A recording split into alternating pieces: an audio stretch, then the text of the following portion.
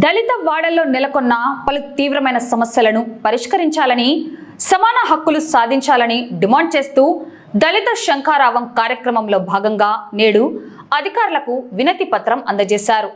కుల వివక్ష వ్యతిరేక పోరాట సంఘం, సిఐటియు, డివైఎఫ్ఐ ప్రజా సంఘాల నాయకులు మున్సిపల్ డిప్యూటీ కమిషనర్ కళ్యాణిబాయిని కలిసి తమ డిమాండ్లతో కూడిన వినతి పత్రాన్ని అందజేశారు.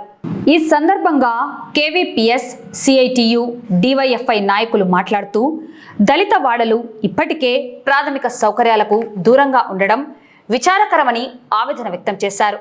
ప్రజాప్రతినిధులు, అధికారులు తక్షణమే స్పందించి దళిత పేటల అభివృద్ధికి చర్యలు తీసుకోవాలని డిమాండ్ చేశారు. పొన్నాపురం, వైఎస్ఆర్ నగర్, నందమూరి నగర్ దళిత వాడలకు తక్షణమే రవాణా సౌకర్యం కోసం నూతన రోడ్లను నిర్మించాలి. దళిత వాడలకు శ్మశాన స్థలాన్ని కేటాయించి దానిని అభివృద్ధి చేయాలి. హరిజన వాడ నుండి పివి నగర్కు వెళ్లే ప్రధాన రహదారి పక్కన ప్రజారోగ్యానికి హానికరంగా ఉన్న డంపింగ్ యార్డును తక్షణమే అక్కడి నుండి ఎత్తివేయాలి. బయటిపేట, పొన్నాపురం, నూనెపల్లె ఇందిరానగర్, గాంధీనగర్ కాలనీల్లో సక్రమంగా డ్రైనేజీ వ్యవస్థను ఏర్పాటు చేయాలి. దళిత వాడల్లో నూతనంగా పబ్లిక్ కుళాయిలను ఏర్పాటు చేసి ప్రతి ఒక్కరికి ప్రతిరోజు స్వచ్ఛమైన త్రాగునీటిని సరఫరా చేయాలి. పబ్లిక్ మరుగుదొడ్లను ఆధునీకరించి వాటిలో నీరు, విద్యుత్ వంటి అన్ని మౌలిక వస్తువులు కల్పించాలి. పేర్కొన్న సమస్యలను అత్యంత త్వరగా పరిష్కరించకపోతే రాబోయే రోజుల్లో దళిత వాడల్లోని ప్రజలను సమీకరించి పోరాటాలను మరింత ఉధృతం చేస్తామని సంఘాల నాయకులు హెచ్చరించారు. ఈ కార్యక్రమంలో ప్రజా సంఘాల నాయకులు, కార్యకర్తలు, కాలనీ వాసులు పెద్ద సంఖ్యలో పాల్గొన్నారు.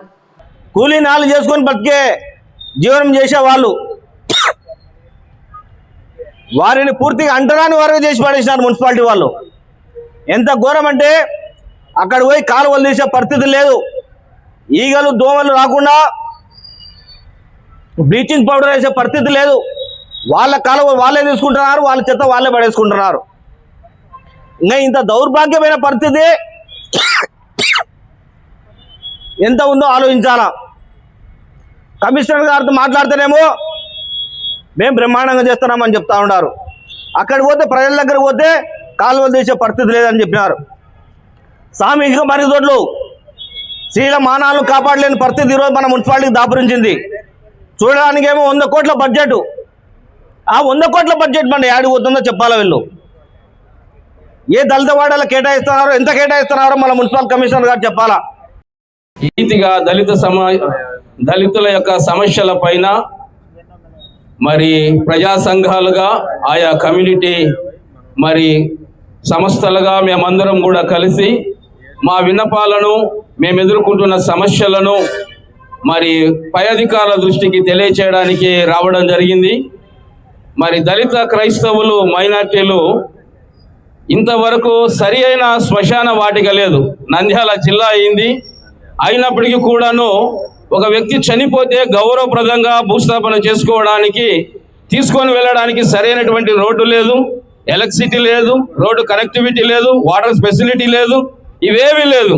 కానీ మనమేమో సింగపూర్తో పోటీ పడబోతున్నాము, భారతదేశంలో మరి మనది అగ్రగామి రాష్ట్రంగా వెళ్ళిపోతున్నాము, స్వర్ణాంధ్రప్రదేశ్గా ముందు కొనసాగుతున్నాం అంటున్నాం. కానీ ఈ రోజు వరకు కూడా దళితులు వారి యొక్క గోడు చెప్పుకోవడానికి ఇలాగ వచ్చి మరి ధర్నాలు, లేకపోతే ఈ విధంగా చేయవలసిన పరిస్థితి వచ్చిందంటే మరి ప్రభుత్వ యంత్రాంగం కానీ, ప్రజలు కానీ ఏ విధంగా మరి ఈ యొక్క కార్యక్రమాలు జరుగుతూ ఉన్నాయో గమనించవలసిందిగా కోరుతూ ఉన్నాం.